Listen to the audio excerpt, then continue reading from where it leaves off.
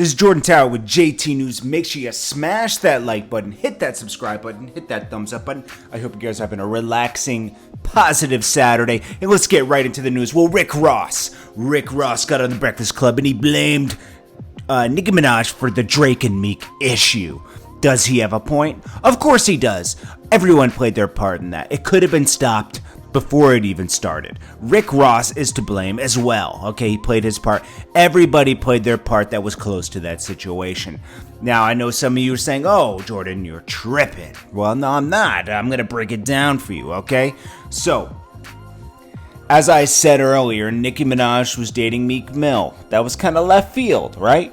Drake felt away. He was salty, okay? So he didn't show up for Meek's show. Meek broke this down in an interview in his Rolls-Royce Wraith right after this happened, okay? Like about a year after this happened, actually. Right around the time we released Liddy again.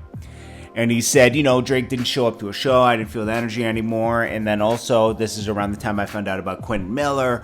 You know, obviously DJ Drama claims he didn't play his part in that, but he did. He did, allegedly. Okay, he had the recordings and everything, somehow.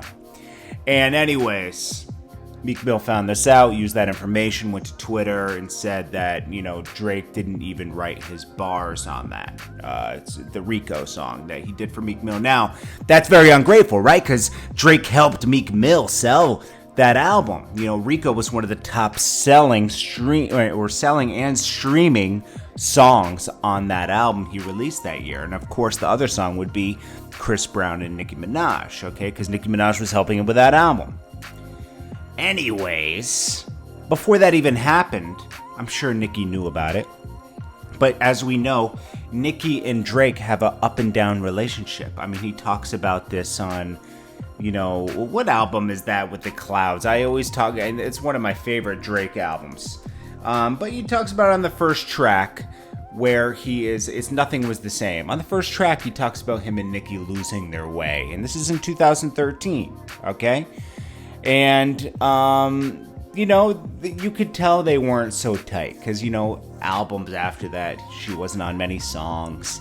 They were in less and less songs together.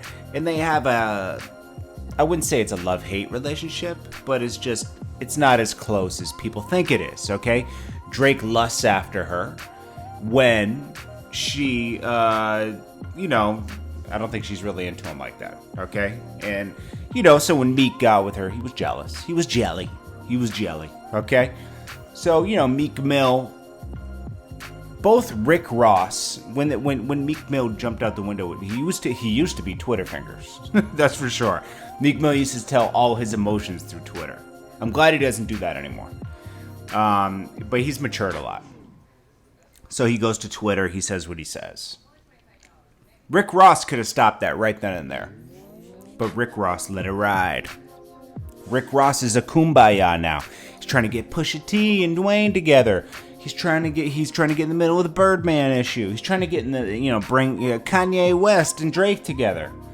But where were you in 2014, 15? I think it was 15 when that happened.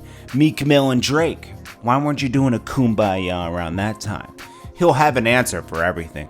I had to let bosses be bosses because, you know, bosses gotta, you know, go through their trials and tribulations, and then when the timing is right, you bring them back together. Come on, he always has some like way to do it, and if nobody challenges on what he's saying, he won't trip up.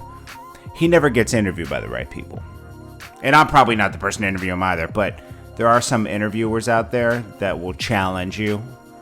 There's very few now. Most people give you a cakewalk. But anyways, so Nicki probably had her own issues with Drake around that time and said, yeah, babe, yeah, you know, and kind of egged him on, okay? Now, later, you know, that happens. She's not wrong for doing that. That happens, okay? But, you know, I'm just saying everyone played their part in that, you know?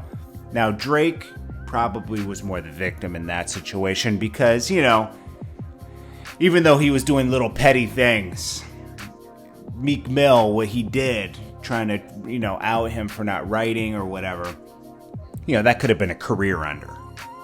Luckily, it wasn't for Drake, but it could have been a career ender. Very well could have been. So I think everybody played their part in that. Nicki played her part, Rick Ross played his part, Drake played his part, and Meek played his part. And, it all worked out in the end. But now we're at a point where will Nicki and Drake ever be friends again? Because, they came back together after that, but they're obviously not so tight now. Just, a year and a half ago, Drake was talking about how they were. Remember, he accepted that award, and he's like, "Nicki, I'm glad we found our way back together. It was never lose our way again. Like being friends." And now we're back there again. Like they were tight for a minute. Seemed like they were okay last year because he sampled her on one of his. He paid homage to her on Scorpion, but he didn't do anything for her on her last album. And I'm sure she would have accepted a track from Drake. I mean, anything helps sell. She doesn't need it, but it helps, You're supposed to help each other in the same label. But, it's just funny how that all plays out, through these games, these industry games. Anyways, guys, I'm going to leave you guys with a little clip. I appreciate you guys for tuning in. It's not a ton of news today, but that's not a bad thing. We'll get through it. This is JordanTower with JT News. I appreciate you guys. It's from New York. Yeah, talk. New York. Oh, yeah. Yeah, brother. What you heard? I'm in transport. Every word you say when you were talking. I want to sound like I'm from New Orleans. I could talk like that. Nah, I don't talk like that. Nah, I already know when you on, like when niggas be watching DVDs and I be in the back of the bus, I already know you.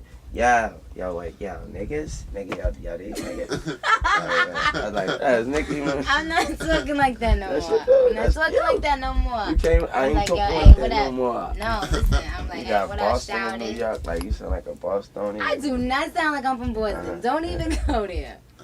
Don't even go there. That's like them, one of them old, real thick, them New Yorkers that, when they be doing that, that's how you sound, yeah. We from the deep south, we don't know the I name. can talk like that too.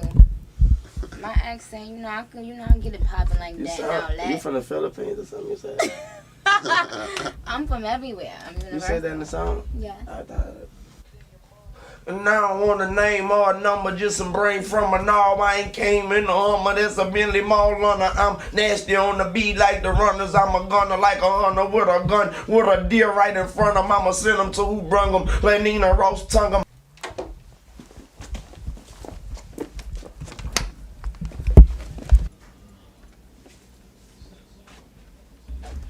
You didn't start right on the beat on purpose?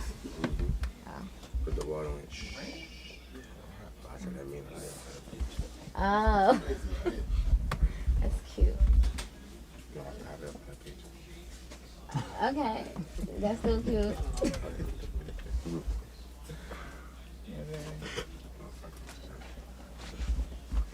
I do that about it. Yes, come through this bitch, wrist fluid and cuz I'm so 5-star Suwu to the bloods. Before I had a mirror, I knew who I was, and I do what I does. He's the president. New York City, this is the president, and I am Nicki Lewinsky. So holla at your fucking girl. And the mixtape Sucker Free's coming out is gonna be crazy. The president was generous enough to grace my tape with his presence again. So it's gonna be stupid. Shout out to the whole Young Money, the whole Cash Money. I'm still a Dirty Money president, but when I'm with the Young Money president, you could call me Nicki Lewinsky. It's going down. I get busy. I get busy. So please, bitches and hoes, don't hate. You know what I'm saying? Just congratulate. When you see me, just pat me on the back. You know what I'm saying? And let's, we about to get some work in. 2008 is gonna be a great year. So that's really it, right? Shawty's sick, seriously. Shawty's sick, for real. Like what you gotta see is, you gotta notice is, you gotta see nobody. A lot of people's doing what they do. You know what I mean? And you gotta understand that coming from New York, I know y'all know that's why Shawty from Queens, right? Yeah. Coming from New York, rap, hip hop, that's the essence, the mecca, and all that. But where I'm from, the South, harmony, melody, slavery, songs that make you get through bad times. That's where music came from in New Orleans. I mean, you know, when as a slave, people you had to sing songs to keep your spirit up, to get your ass beat all them times, and to go out there and do it. You know what I mean? And you know, from the South, from the deep South, you know what I mean? Slavery and shit like that, segregation and shit like that. You had to, you could, if you didn't have, like, it was they high, like Jay say, because it was too much for a soul man to cut through. You know what I mean? So, but when you coming from a place like that and you doing more, because she does a whole lot more than rap. See, I do more than rap, and it's expected. It's expected because motherfuckers from my city be like, now you coming around. Now you know we deep, we Creole, we, you know what I mean? They don't really understand that. I kick balls and sit, they don't understand that. They understand that, baby, you gotta know that I'm just, you know what I mean? But when you find somebody like Sweetheart that could do that, and don't come from them, ain't from there, that's crazy, because I hate New York. I'm sorry, y'all. I know you do. Like, not the people. Not the people, just the place. Like, I don't have good luck with that cops. place. It We ain't don't even like New York police it ain't even either. a cop. No, that's what I'm trying to say. It's deeper than that. Nobody don't know. I finally get to explain it. It's not the cops. I just don't like, every time I'm there, something bad The vibe, happens. it's a bad vibe. Like, I was there for 9/11. What? Every day. But you know, they always in the same mood. Remember Do the Right Thing? Yeah. Remember she was sitting in the window and he used to be drunk. He was they called him mayor. He used to be the drunk with the that's her husband in real life. Yeah, remember, and he bought her he went and bought the flowers and put them on her. She was just sitting in the window when the place burned down. She was in the middle of the street going, no, no. Remember that? Yeah, that's her husband for real. Ruby D and whatever else his name. His name is something D.